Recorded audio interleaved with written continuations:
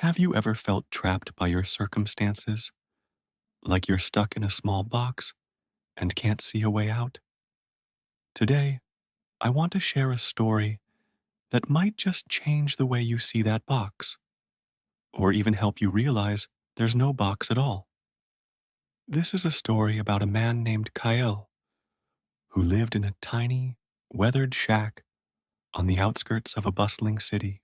Every morning, he'd wake up to the same reality: an empty pantry, worn out clothes, and the heavy feeling of just getting by.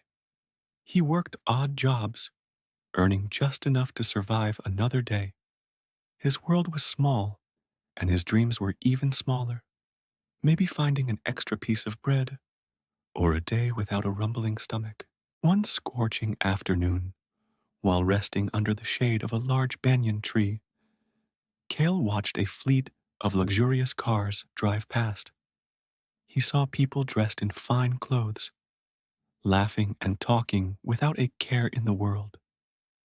A familiar wave of bitterness washed over him. "They're just lucky," he muttered to himself. "Born into it. What chance do I have?" Just then, an old, wise-looking man who had been sitting nearby overheard him. He smiled gently and said, "Luck is part of it, young man, but the size of your world is determined by the size of your thoughts." Kyle scoffed. "Easy for you to say. Thoughts don't fill an empty stomach." The old man chuckled. "True, but an empty mind will guarantee an empty stomach for life. Tell me, what is the biggest thing you have wished for this week?" Kale thought for a moment. "To find enough work to eat for 2 days straight, so I can rest for one." "A respectable wish." The old man nodded. "Now, what if just for a moment you dared to think bigger? Not just about your next meal, but about owning the farm that grows the food. Not just about a day's rest, but about building a business so you never have to worry about rest again." The idea was so absurd, so far from his reality, that Cale almost laughed, but the old man's earnest eyes held his gaze. "Your reality is a reflection of your thoughts," the sage continued. "You think about survival, so you survive. You think about scarcity, and you find scarcity. What if you started thinking about abundance? What if you started seeing opportunities instead of obstacles?" That night, for the first time, Cale didn't just think about his immediate hunger. He lay on his mat and let his mind wander. He imagined a small plot of land.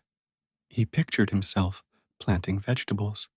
He saw himself not just eating them, but selling them at the market. The thought was terrifying, but also exhilarating. It was a flicker of light in his dark world. The next day, something inside Cale had shifted. He still needed to find work, but he did it with a new purpose.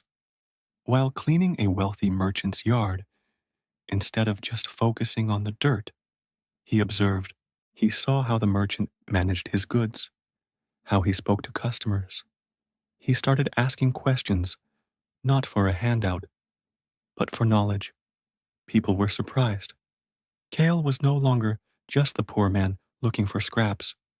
He was the curious man, eager to learn. He saved every single spare coin, not for a fleeting comfort, but for a seed of a bigger dream. It took months, but he finally saved enough to lease a tiny, forgotten patch of land that nobody wanted. He worked tirelessly, using the farming techniques he had learned by observing and asking. His first harvest was small, but it was his. He sold it at the market, and with the profits, he didn't just buy food. He bought more seeds and better tools. He started thinking like a businessman, not a survivor. He thought about what the market needed, how he could grow his crops better, how he could expand. Years went by. Cale's small patch of land grew. It became a thriving farm. the farm became a business that supplied produce to the entire city. The man who once dreamed of a single day's rest now provided livelihoods for hundreds of people. He was no longer Kale the poor man. He was Kale, the man who fed the city. One day, he saw a young boy staring at his convoy of trucks, muttering about how lucky some people were. Kale smiled, walked over, and sat down with him. Luck is part of it, he began, but the size of your world is determined by the size of your thoughts.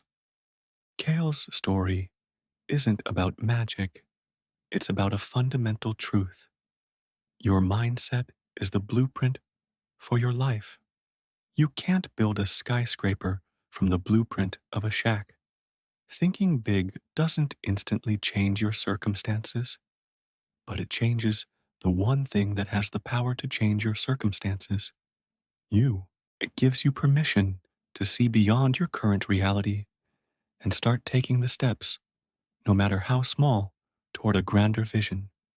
So, I ask you today, what are you thinking about? Are you focused on just getting by, or are you daring to dream of building an empire? Start thinking big. Start today, because your thoughts are the seeds of your destiny. Thank you so much for watching. If this story resonated with you, please give it a thumbs up and subscribe for more content to help you build your best life. We'll see you in the next video.